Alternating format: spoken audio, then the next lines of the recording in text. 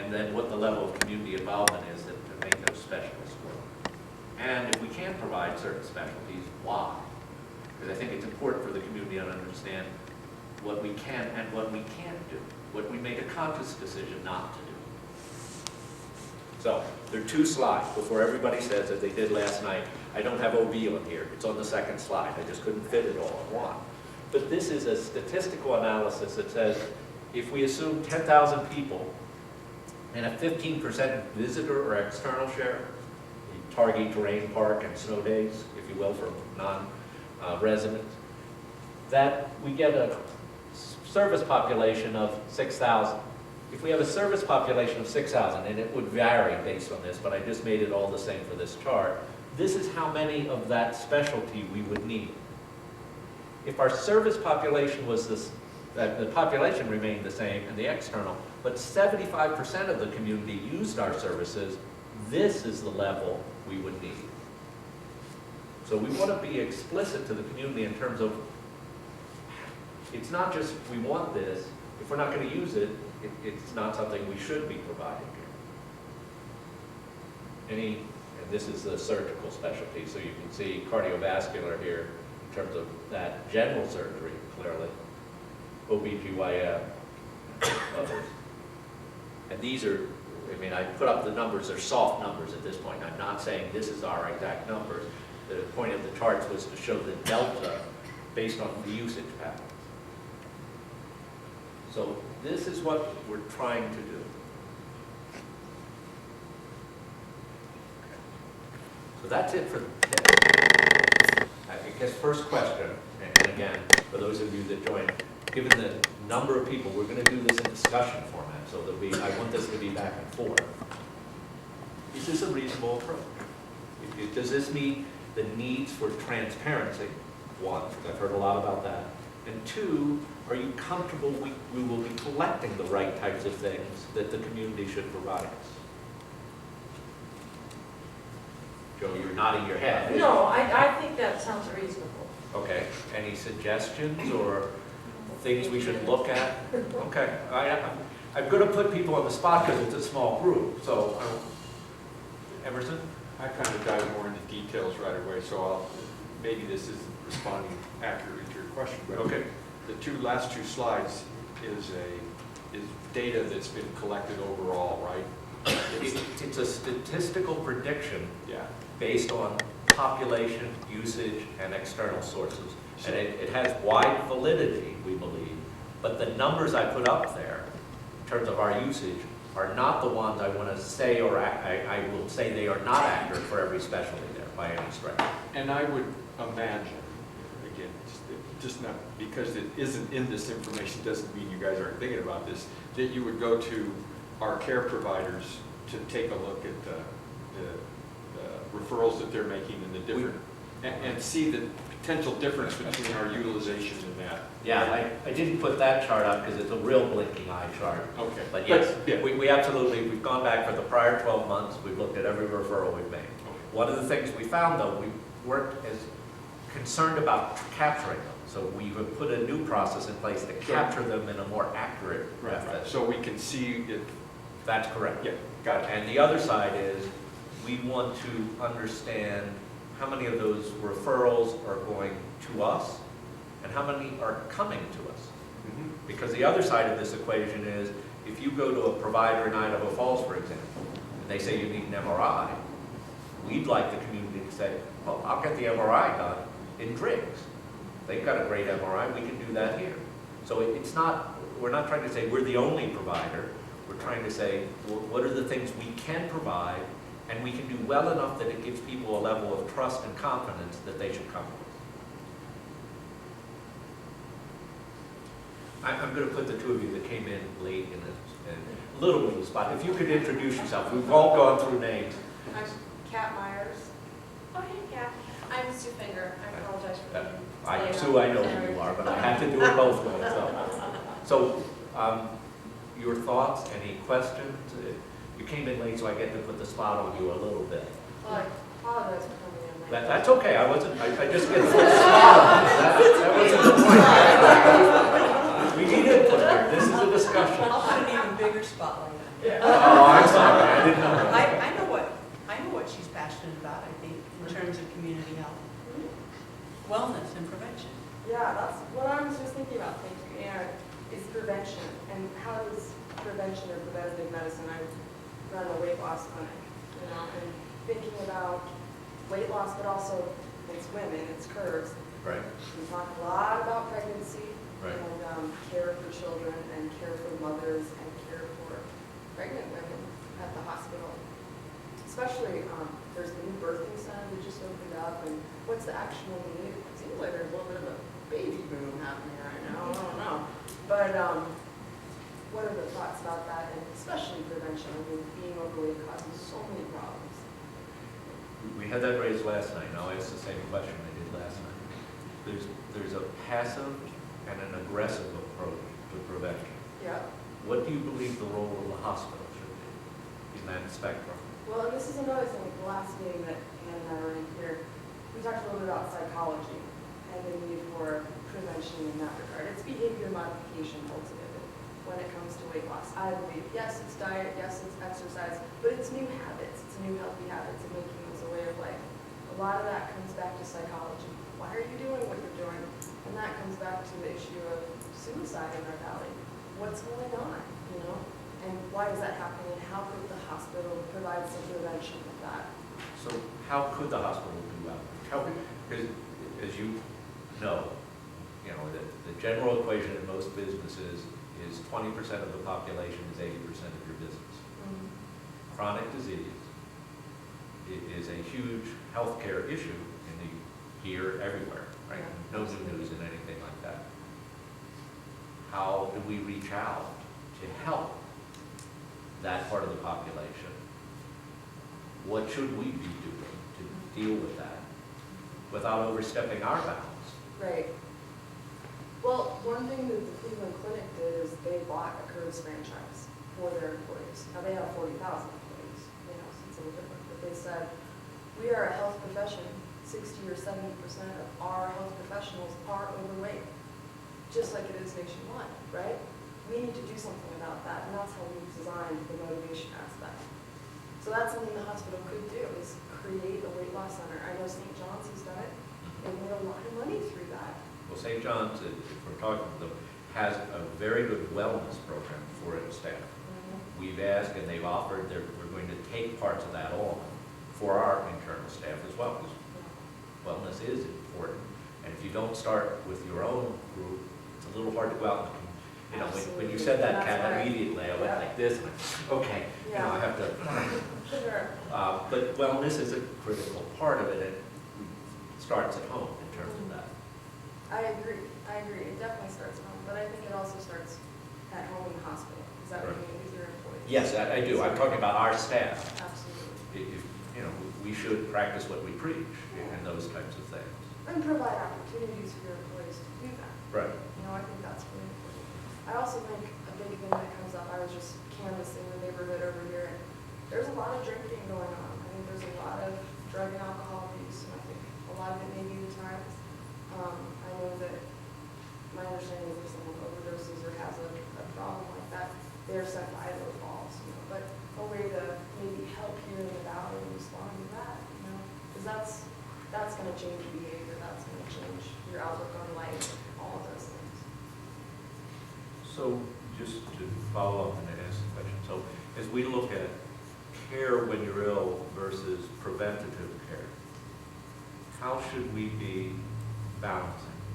And I'll ask someone other than you, Kathy. I mean, should we be looking at in that equation? Should we be putting much more effort on the preventative? I was just thinking about this one too, from the hospital's perspective. Do you want them to be competition for the existing businesses that are weight loss? And that's what I'm wondering. I don't think the hospital should necessarily, I'm a numbers guy too, I don't think there's profit in necessarily putting their eggs in preventative medicine. For a smaller hospital, we need to take care of cuts, bruises, breaks, and surgeries, and things like that come through. Preventative medicine is huge, but I don't think we need to put it at competition with like for example, if, like, yes, we have a hospital that addresses the needs of its employees, and that's huge. We should do that. But should they provide a service for the rest of the community to like, hey, it's our, I don't know, our program for weight loss or something like that? Shouldn't it come from the general public businesses first, outside of the hospital? Well, what if we're stronger together? What if you endorse certain things and say, hey, this is really healthy? We Yeah. need to lose weight. Why So the not hospital do it gives here? a nod and says, hey, such and such a business is, Yeah, exactly. yeah. And the same, I mean, there are a lot of different fitness enthusiasts in Rhode Valley, you know? To say, hey, you need to exercise. This is going to help with your depression, for example. It's going to help with your stress reduction. It's going to help with your weight loss goals, you know? Sue, how about you? Point the spot a little, where are you in terms of what our priority should be or what we should be focusing on? That's a great question. I think part of the forum that just interests me the most is learning more. I've been interested in and involved with the hospital since the dinosaur ages, since the early 80s, and it's been just something that has been something that I really care about in the community. And I feel like I don't maybe have enough information because I do realize that the environment of rural healthcare and the ability to keep and remain financially viable is a moving target, and it has always been a moving target.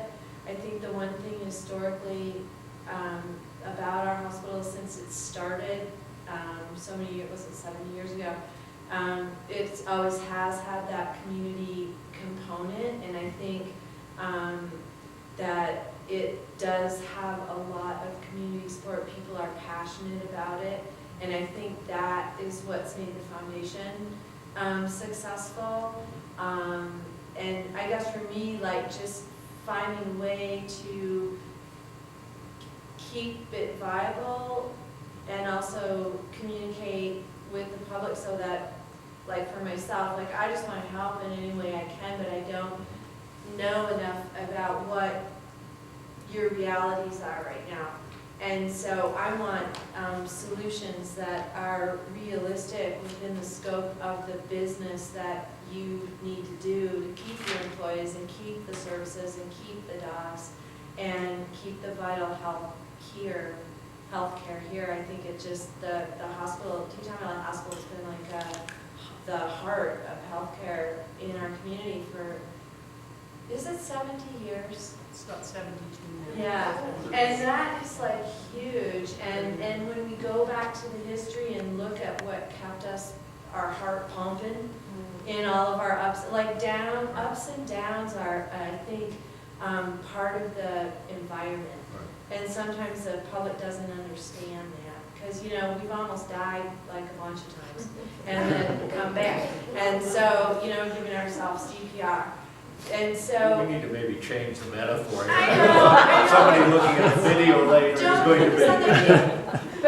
But my point is, it's just what, like the fusion between the financial, regulatory, and service provision boundaries or box that y'all have to work within to keep this baby going, and the community piece. And when you're working in with all of your realities to make sure that we can keep the community piece vital and going, which was what you're doing with this forum. So I really appreciate you doing this and providing me an opportunity to learn more. That helps. I think we've heard, and Cleve, I'm going to ask you at some, because Cleve was at last night's presentation, but one of the comments that is consistent is learning too. It sounds like part of this, I want to listen, and I want all of us to listen, but it sounds like we also need to have some educational forums. There was one suggested last night on the Affordable Health Care Act. Right. What is it? What does it mean for us? What is known, what isn't known, types of things, that type of discussion. We had also talked about internally, and I want to raise with the group, we also thought of maybe doing some types of sessions that are focused sessions.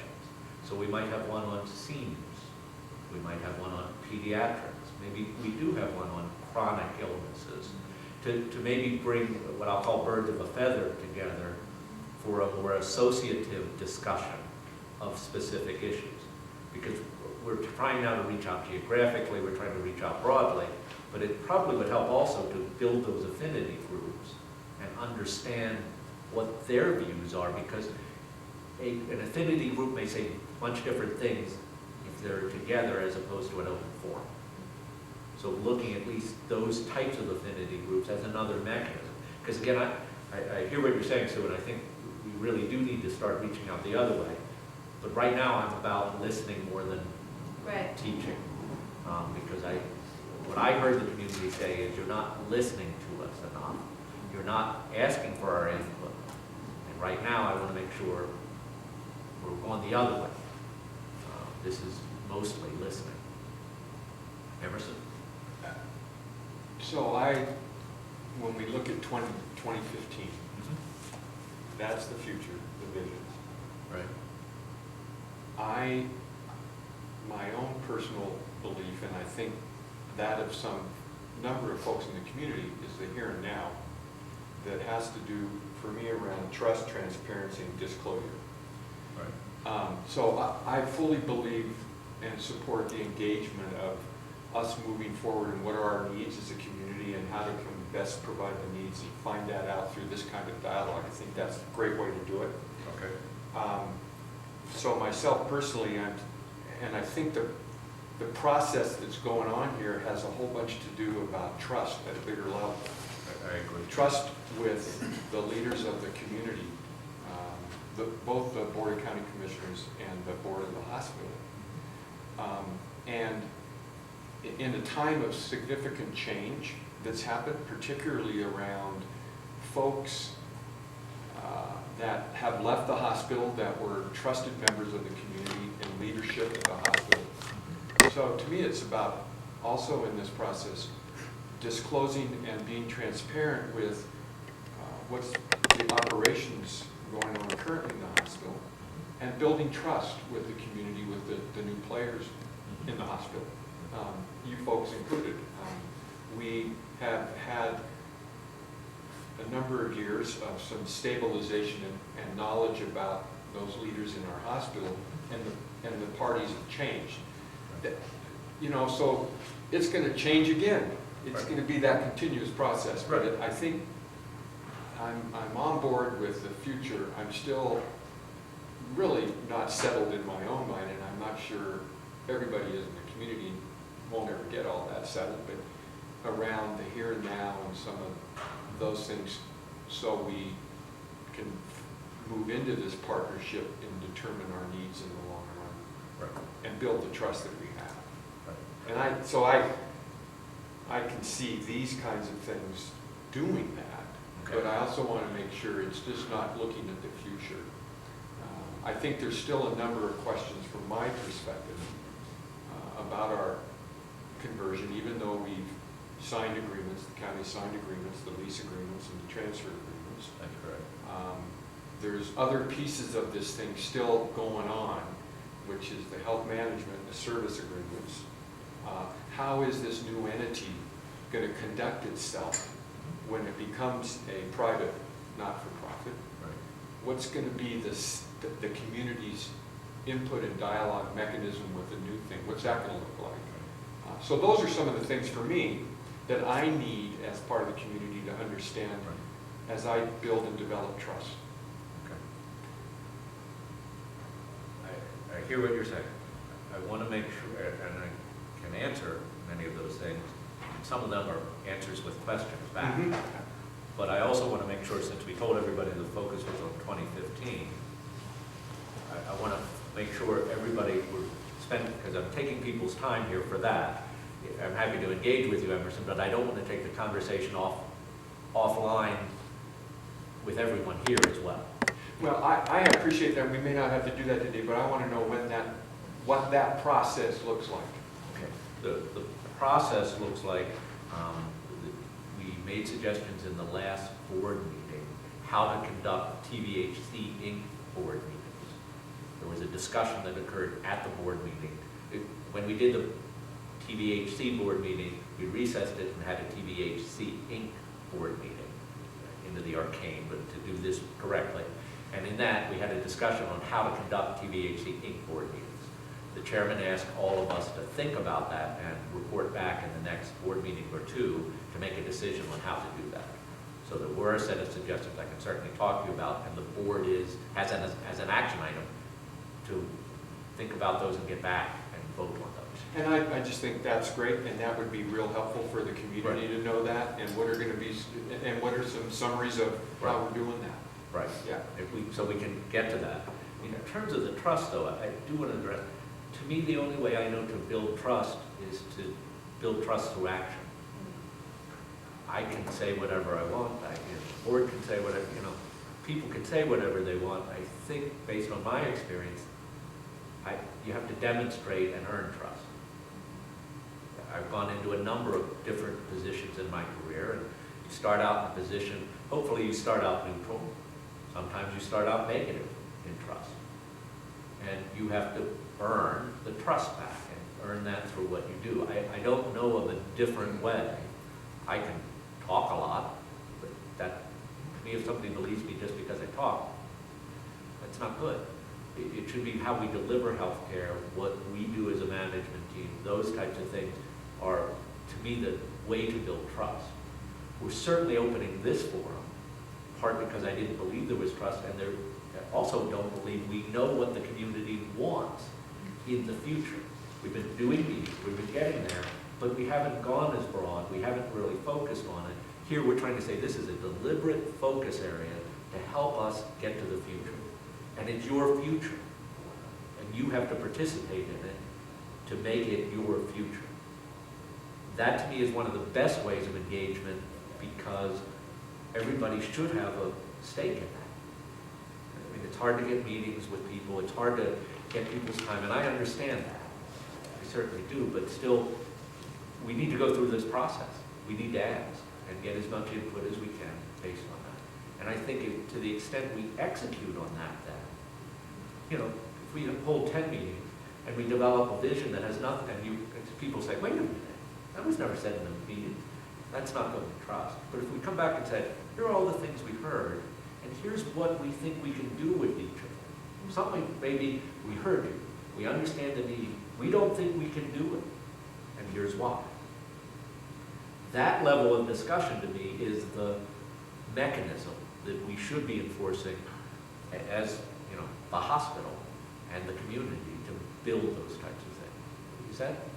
I think that's a very needed mechanism. Okay. I don't think it's the only one. Okay. So others? I think, so I just kind of go back, and I don't want to take up more precious time than we have.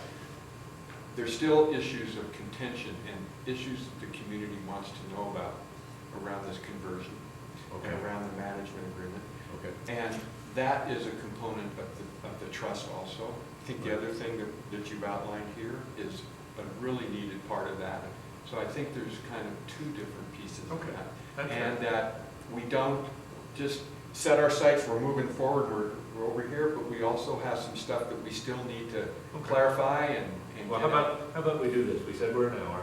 Can we spend the next 10 minutes on the focus? Oh. If anybody wants to stay at 1, do we have the room before I say this for a couple minutes afterwards? Well, I don't want to commit that we can do this and then the room goes away from us. Yeah. But I I'll find to stay stay for a couple focused. minutes afterwards to talk about that. Yeah. Is that reasonable? Because I want to bring us back. And this is going to come up at every meeting. So I don't want to avoid it, but I also don't want to miss what we're trying to focus on. So Cleve, can I put you on the spot from last night? Any thoughts, any changes, any things you want to suggest? Well, And I will tell your wife that I put you on the spot and asked you to speak, that you didn't do this on your own. yeah, I don't know if I can handle another night with the chickens, but I really came here tonight with the intention of today with being quiet and keeping my mouth shut. Because last night I did derail the meeting, but I think rightfully so, because I went to the management agreement. I went right to the tape. And so I have some questions about, on your one chart, you showed like the GPs, the number of Right? like general practitioners Right. per the capita 6,000 would be 2.4. This one, right? That one, like, so is that saying that like, if we had a 50% market of the population, which would be approximately 6,000, then we would need 2.49 GPs, Well, that right? was actually 75% of the market. Oh, okay, so we'd only need 1.6. Right. This is why I'm saying these are soft numbers. I don't want anyone to go from the meeting and say, hey, we don't need Dr. Horrocks and Dr. O'Leary. It's not trying to say that. There's a bunch behind how you arrive at these statistics that I wanted to show there's methods. These are not the real numbers. Okay, that's, because I was thinking we have currently 7 or 8 providers. How many providers do we have? Well, we have not full-time Well- equivalent. What this would be full-time. Full-time, I just was wondering if we go down this path, which we are, I think everybody's pretty happy and with the number of providers that we have now and have developed relationships with those providers. And so again, I'll toss it out there, if a manager comes in, and says, well, wait a minute, statistically, we need to cut some providers here. That I don't think the public would want to see that happen or appreciate that just because it's a management decision. Right. And I'm not insinuating that's what you're going to do, Can I but clarify one thing? What is a statistic from a national service that just focuses on MDs? So it didn't Okay. focus on physician assistants. PAs and practitioners, right. NPs, okay. So we could do that, and the ultimate delivery system is a combination of both, particularly here. And in other hospitals, it's clearly both, because there's a bigger and bigger role. And if Keith's chart with all this stuff comes true in universal health, which we talked about last night, the projections are that we're going to need more doctors, more nurses, more mid-levels to provide the care for universal health. So what we did is we took a study focused just on MDs. okay. So all the other providers we have are essential. I mean, it's not to take anything away. They weren't in the study. Okay, and so not to, I'm not going to derail it again by the management thing, but I think that this is the type of information that the public wants to hear. And go back to what Joe said about there's just this, it's a done deal. We don't have any say about it. And I think, I thought last night when I said we need to put a banner up at the stoplight, I'm pretty sure that'll be cheaper than a full-page ad. And nothing against Scott in the paper, but, that way we can, everybody would see it. And then we can have more than repeats of who was at the meetings. And we can continue with your focus, because I think what Emerson said, if we have a separate meeting or we have a separate discussion about where we are now, where we may go with a management agreement, that needs to be taken care of, and then we can, together we can move to what we want to see as a healthcare, what we want to do. And last night I just said, in 10 years I'll have a heart attack, so I want to make sure that I'm going to have a hospital here, that I have a lab here, that I have somebody that's going to be able to, get me stable and send me to Ermac or wherever. I guess 2 points. The other point underlying the numbers, when you say, what would a management company do?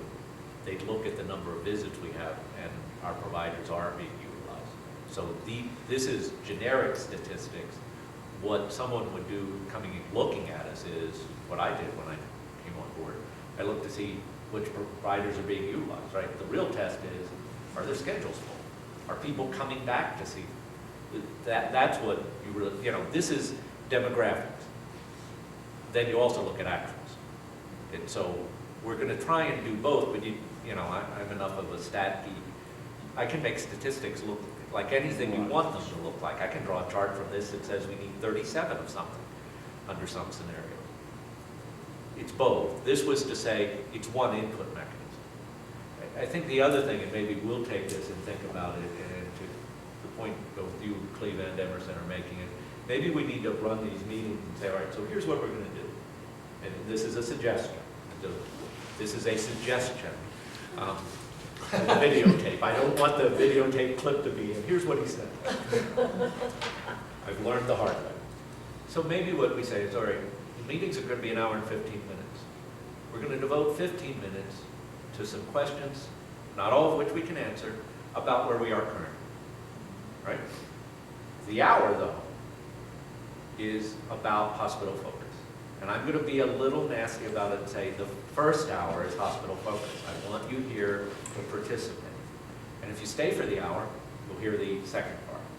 Okay? And that's because I want people to do it. That's my mechanism of doing it. Would that be something that potentially Emerson addresses some of the things you're talking about? Mm-hmm. Okay. Joe, you're nodding this way. Yeah, Sue? I think so. I don't know, because as I'm listening, I'm hearing that we can look to 2015 and you can ask and we can tell what we ideally would want. But I don't know how that information would be effective without measuring it within the current environment. And so, to me, I see I hear you, Right. and I hear what you're saying is we don't want to come in and take these forums and take 60 minutes to plow old ground, so to Right. speak, with the controversy. Right. We want to move forward in a positive way. Right. However, the environment that's been created by what I'll just call the controversy is. Can I use that term later if I need You to? may, as long I will as, ascribe as well it to as you. a CPR term as well. But all I'm saying is I'm hearing, from hearing these people, is that this environment has been created. And we have this controversy, so to speak, or this mistrust. Right. And so if we, as a community, provide these fuzzy, fluffy, sugary wishes, rainbows, and lollipops, but I don't know how we can do that outside of the current environment. So I understand what you're asking as far as the separation, like we don't want to use these forums to focus on this environmental change that's happened. But then at the same time, maybe it needs a little bit more thought, because I don't know how we go forward without the trust, because I'm sitting here the same way as a lot of the other folks are. Like, I woke up because there was a controversial action, and now I want to be involved, but maybe, and I appreciate that you want to know what I think, but I don't know how I can, like Cleve said, how can we craft a strategy for the future when we don't know really what the current environment is? Does that make sense? And if a management company came in and had a different plan, I don't know. No, That's just- I guess what I'm hearing, Susan, What I'm and saying, is trying what I to was say. trying to articulate and answered way too quickly when you said 1 hour, 15 minutes. I went, okay. And well, maybe I shouldn't have just said that. Well, I quickly. said Thought it- of- think about it. thought. It was a thought. So there's two things going on. In reality, we need to plan for our future. We need to look what our healthcare needs are going to be. And we have this thing called the situation or the controversy that needs to get towards more level of resolution. And so somehow there needs to be an integration of how we do this in building of that trust. If I just came to 2015, there isn't anything telling me about what some of these concerns that I have and other people have. Where are they? And at some point, enough is enough, you know. We're going to need to get that point, and like you said, we've got leaders chosen to move us forward, and people will make decisions, and there are leaders to do that. It may not be what I agree with, but I still think we're unresolved in some of those areas. And we should move on, but we can't move away from this until this is more resolved, the controversy. Is that accurate or not? Well, yeah, because what I would think we need in 2015 is going to be my thoughts are gonna come off the platform of the environment as it currently exists. Does that make sense? So I don't know how I can talk to you about 2015 without talking about, well, okay, we're gonna have this nonprofit model, and we're gonna have board meetings that are gonna be closed, and, you know, but you know, the public can come for the first part or whatever. But my point is, what information I might share about what I think would be beneficial for the community, I have to now share that based on the current environment, which is, as it was written up there, which is an environment of a reduced level of trust and things like that. So it's easy for me to sit here and say, oh gosh, we gotta bring back the community and all that. And that's great, but now how do we really do that, knowing that we've just basically, you know, set this bomb off on. I preferred controversy. I really did prefer controversy. But anyway, so, enough said. Well, Something to think if I about. could ask a question that Steve asked very succinctly last night, and correct me if I say this wrong. The concern that this might be a moot point, people feeling that they're sitting here, they're giving us ideas on where they want to be by 2015, but would a health services management agreement, would that entity just come in and say, well, no, we don't want to do any of that? Does that get to kind of the core of what some of you are feeling? Yes, We're yes. doing this exercise, but we really don't have the power to see it through? You quoted me exactly right. That's Okay. my fear, is Right. that, and I guess now that you got me going, you know, as a businessman, I'm used to responding to RFPs, a request for a proposal, and then if I'm lucky enough to get chosen, usually they'll choose 3 to 5 companies or whatever, and you get up and you make a presentation to the entity that's going to hire you. I realize that elected officials have appointed board members, and that's essentially their job, and we have to put the trust that our county commissioners that we voted or whatever have you know, intelligently selected these folks, and so therefore we have to trust that they'll make the right decisions. Maybe another thing to toss out there, and I think the public would be pretty pleased in this, is if, just like when we interviewed for the CEO position that Virgil got, we had public meetings and we heard from each individual candidate. And people were able to ask him questions, and he was able to respond of, you know, what do you think about this? What do you think about that? I remember at the time I asked the candidate from Oregon, we had just cut OBGYN, and I said, I understand why we did it, but are you willing to back that up and communicate that to the public and stand behind that decision so that the hospital can move forward financially? So maybe we can go that kind of route, or is that an impossible route to go? I don't know that's the route.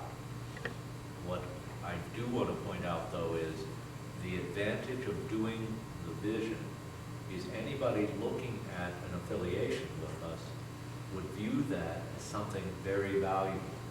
Because if they're really looking to manage, help us, pick your verb, the more we've articulated what we need, the better off everyone's going to be.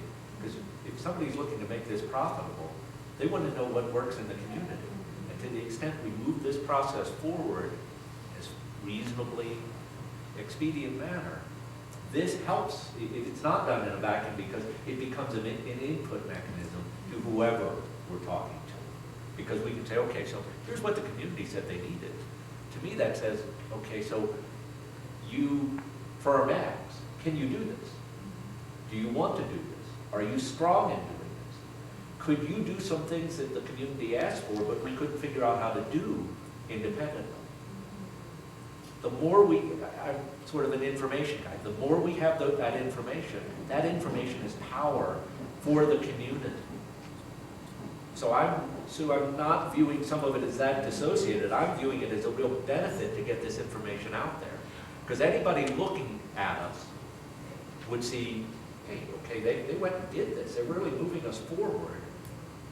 And if I can't do what the community needs, I gotta rethink this.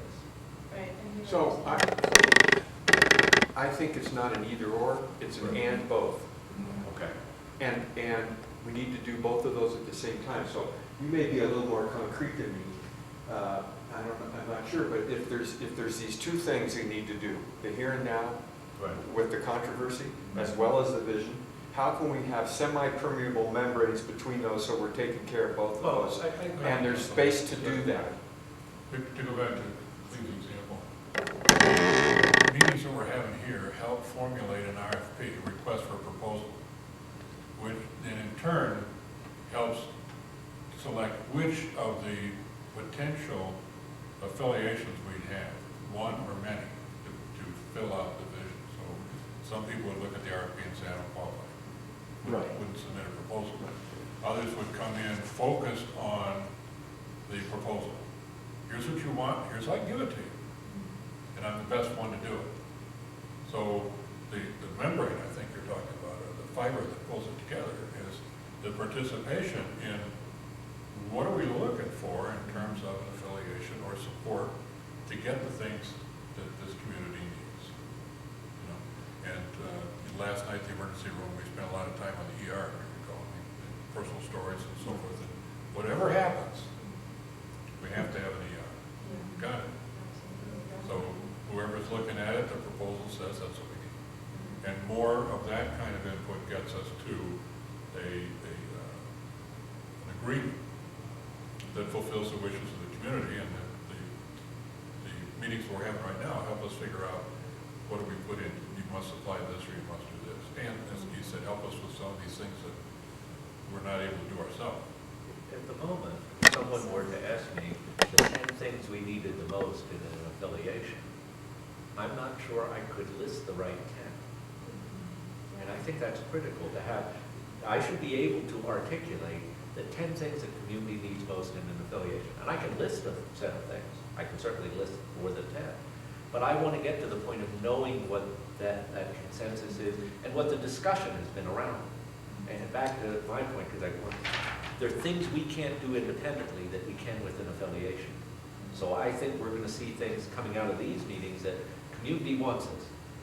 And we're going to come back as a management team saying, we don't know how to deliver this right now.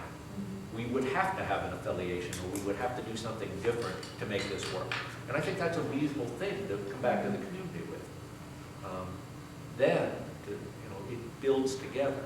So I would challenge you a little bit that in terms of, to use Emerson's words, the permeable membrane, where we are today is providing the same services we provided when Virgil was here. Where we're going to be January 2nd is going to be providing those same services. We're not trying to change the service model as a result of organizational change. Now, we are trying to grow, we've always been trying to grow and do things and all that, but the model itself is not, the reason for the model is not the organizational entity. Whether we're county-owned, private-owned, whatever, the service model should be based on the needs of the community. The organizational entity may help hurt in terms of, or tell you how to achieve that, but it's not the determining factor. I don't see, January 2nd, I don't see like we're gonna, okay, good news, we're gonna have OB, we won't have an ER, we're not gonna do those types of things. January 2nd is gonna be the same as January 1st. Hopefully a little quieter in the hospital, but different issue on that. Emerson? So if I've been sick and haven't understood, I apologize. And so here's my, this focus piece is getting at those services we need. So we can articulate, this is kind of basically what I'm hearing you say, that when we look for partnership through a health management agreement. Through an agreement. I want to, because there may be multiple agreements. I don't Correct. recall the But term. that you folks, the board and the administration, is in a place now where it simply is not Bingham Memorial Hospital is going to be our management It company. is simply not Bingham Memorial Hospital going to be our management services company. Okay. We are looking for partnerships that best suit this community and its needs. And if Bingham meets some of those and somebody else meets some of those, we'll do those partnerships. We're looking for the right partnerships, and it may be multiple partnerships. I'm trying to be clear in that, because I can see, for example, we've got 2 regional cancer centers. Those are the regional cancer center, Fort Neff and Utah. Well, maybe we strike a relationship for cancer with them, right? Because there was a discussion last night that part of what we need to look at is people are very concerned about healthcare and excellence in healthcare. If you're sick with cancer, we asked last night, would you drive 3-5 hours? Yeah, absolutely, no problem, you know. So we don't have, Madison doesn't have the cancer capabilities. Nothing against Madison. They just don't have that Port of or Salt Lake has. So that's why I'm saying there are multiple things in this arrangement that we're looking for. One is management help, right?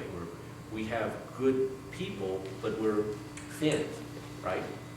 You know, Mo, I think I used the example of, you know, if something happens to Mo or to Chad, you know, that's a huge risk for us. That, you know, that Mo goes skiing and something happens. We have to mitigate those risks. Again, I believe as a manager, that's incumbent on us to make sure we deal with that. We also have to figure out, and this was brought up last night, how to make excellence available and tell people what is available, right? I would love to have certain things. I don't think we're a large enough community to have all the things we want. But we need to be explicit about what we have and what's available elsewhere. Sort of the old Macy's approach, for those of you familiar with it, it was, I don't have this, but Saks has it, or so-and-so. You know, we should tell people, okay, if you are coming to us and we've diagnosed or you've told us this, we don't have something, but there are 2 regional cancer centers here. It's your choice. We can't direct people, but we should inform people as part of this. So, sort of a very long-winded answer, Emerson, I apologize, but I see us as having multiple relationships. It's down at the weeds level of having purchasing relationships, right? We ought to purchase as a larger group as opposed to a small group because we'll get better prices. It's medical relationships because we need to figure out how to make that work on a long-term basis. It's probably some management you know, it's multiple things. Could one firm provide all of it? I'm open, but could it turn out to be multiple firms? I'm open to that too. Even in the last iterations of the Bingham management agreement, it didn't presume certain medical relationship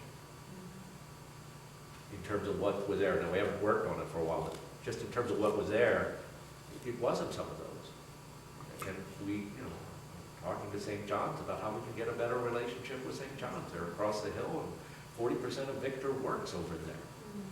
We got to figure out how to make that work. Because to me, this should be about what the community needs and how we can deliver. The second order question is, what are the management agreements and other things, if you will? Because if we're focused on the healthcare needs, that's what should be driving. And to Truman's point, the more we know about this, and the more a management firm knows about it, they'll know if they can deliver it. And we'll know how to measure it. It's also not easy in the sense that we know what we need, they know what they can do. Together, what can we do? Right. And so we figure out, like cancer, for example, we talked about some stories of people using other places for cancer. What can we do to help somebody get to the right place easily? You know, our education, our relationship could mean the difference between a 1-800 phone call and a detailed phone call saying, hey, can we do this quickly? Can we get in there? Where do we go? That kind of thing. Helping our people to know that the simple things, like where even to go. How do you get in this place? How do you navigate this huge place?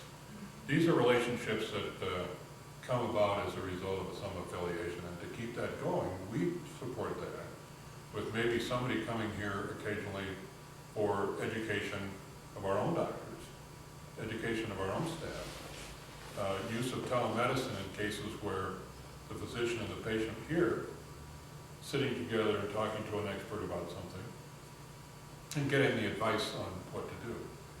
Likewise on cancer, which we talked about last night, is a local hospital can carry on a cancer cancer program, cancer regimen for an individual patient.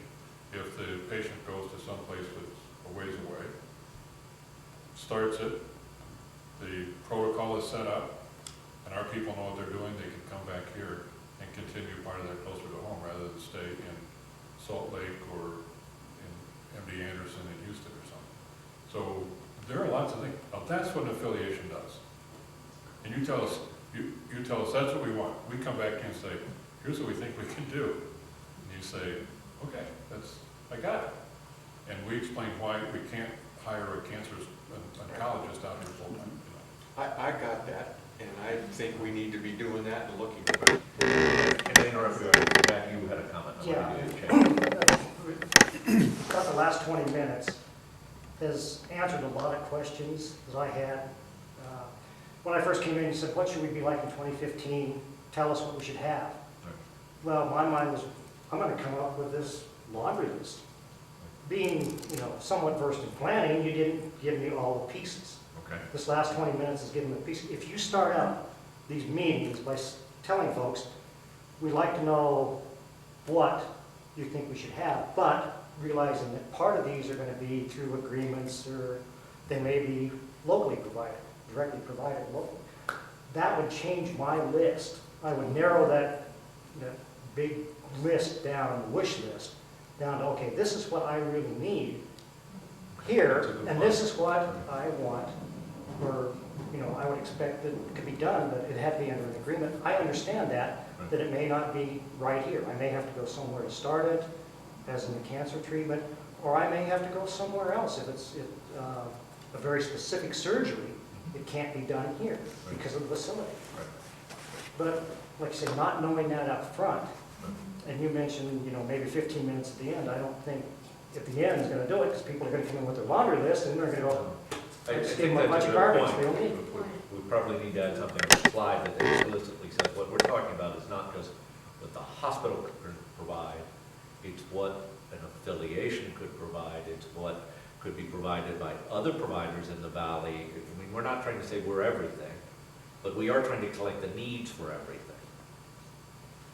And as you said, what really resonated well in the last 15 minutes is how can our work towards understanding what the community wants and shopping, so to speak, these affiliates, and how can our work with affiliates bring more services locally.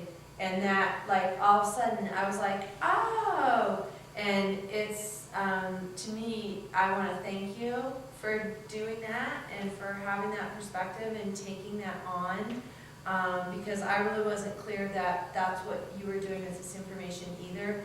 And then also, all of a sudden, I felt like my trust level went up, because I was like, oh, wow, they're trying to affiliate, be able to refer us out, but also bring things in with these affiliations, and it really will benefit me, and you'll be able to do it hopefully in a way that benefits the bottom line as well. So it's very clarifying, like Jack said, the last few minutes, so thank you.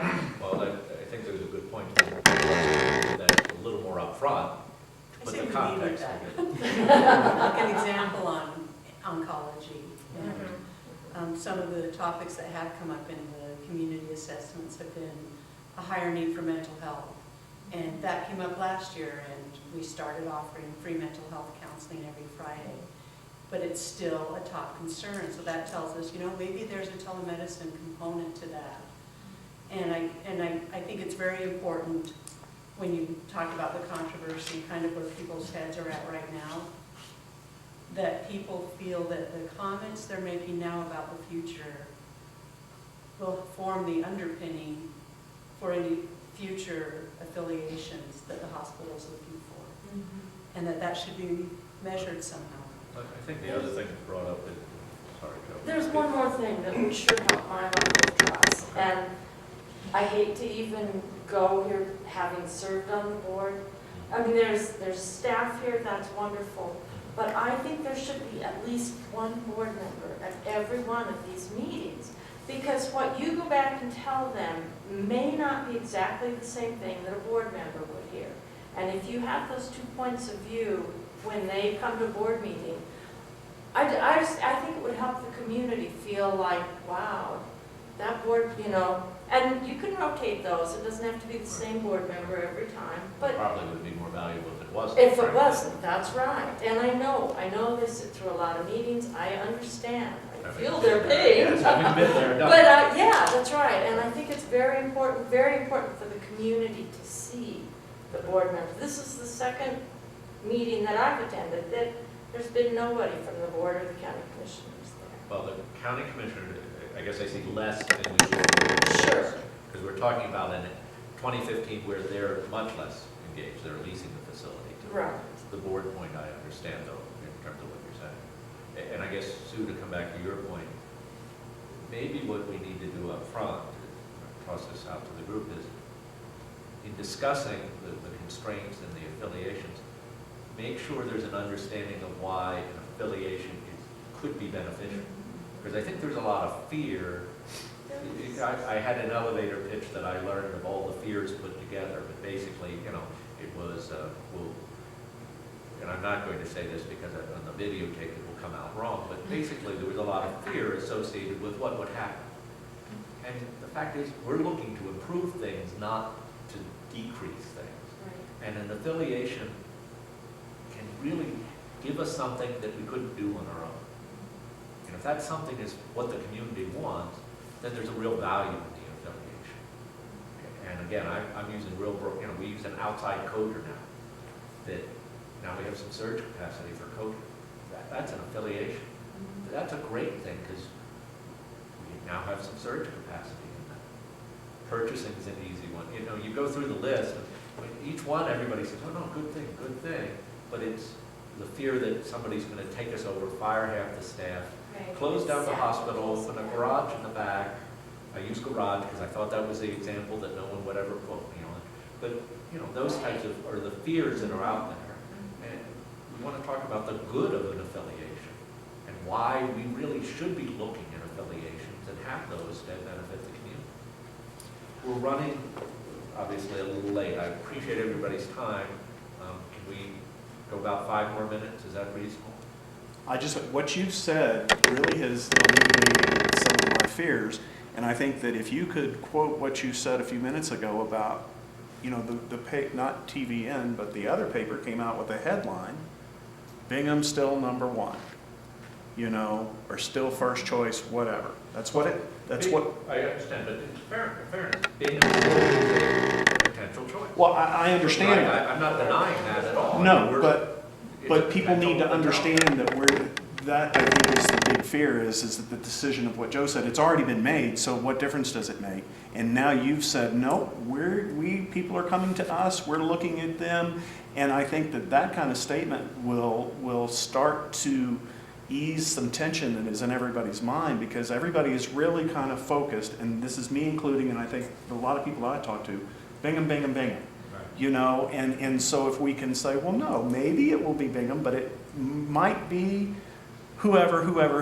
Or it might be Bingham and. Right, Right. and that's fine. Players here. You know, that's fine, but I think that's, right now, the perception is that this deal was done, it was done behind closed doors, and the fact that Bingham's already wrapped up and it's already a done deal and nobody can do anything about it. That's the perception. So if you can change that perception, I think everybody will welcome the laundry list that Jack talked about and get more involved in that, because I understand where you're going, Keith, after hearing you 2 nights in a row, and I appreciate that. You know where to go with this focus, and you need that, and that does draw back into the main picture. But we have to alleviate these fears. And right now, everybody just thinks, we'll be Bingham, we'll be driving to Pocatello. You know, and so if you can alleviate those fears, because they did, you know, our chairman, CEO, you know, kind of was quoted in there, and so, and you misquotes happen and occur, and things like that, but if we can get another voice out there to say, hey, wait a minute, you know, we are looking at other people. Well, I hope I've been consistent in that. In the Monday night meeting, I talked about the fact we are talking to other players. I talked openly about the fact that we're doing a very detailed, some will start calling it onerous, methodology to pick an EMR system, because it's a huge investment. We want to make sure we do it right. If Bingham has told us if we don't use McKesson, they don't want to be part of a management. And that's their right to say, Mhm. right? Just like another player might come in and make it other constraints on us, right? I'll come in, but only if you Right. use the PDQ system for lab, okay? That's all part of the deal, right, when you look at it. But Bingham said, hey, we aren't gonna work with you if you don't use McKesson. We've said, and I'll say it again, we're doing an analysis to determine what systems, because I don't think one will be the only one, but what systems would work for us, and how will they work, and what our equation is to deal with that. If we come up with a straight-up analysis that says, no, we can't work with McKesson, because the McKesson system doesn't do some absolute need, right? And we haven't done the analysis, so I don't have an answer. That would be Bingham saying, well, we can't work with you. So we're trying to do analytic steps of what we need as a hospital and what the community needs us to provide. Those should determine what steps we take to make them happen. So let me paint a scenario off to the side. Let's say we find out that mental health and cancer are the two major issues that we've got out there, right? And that the community says you're not doing enough, need to do much more, you need to focus on that. Well, that would say to us, we've got to figure out where we can get those capabilities as a high priority. That helps drive what we're doing. It may not preclude other things, but it says, okay, that's your focus. Get a relationship that helps us with cancer. Get a relationship that focuses on mental health as what we're doing. We're going to continue to look at a bunch of things, but we need, it really is, we're looking for that guidance. Tell us what's most important, because that, I assume if you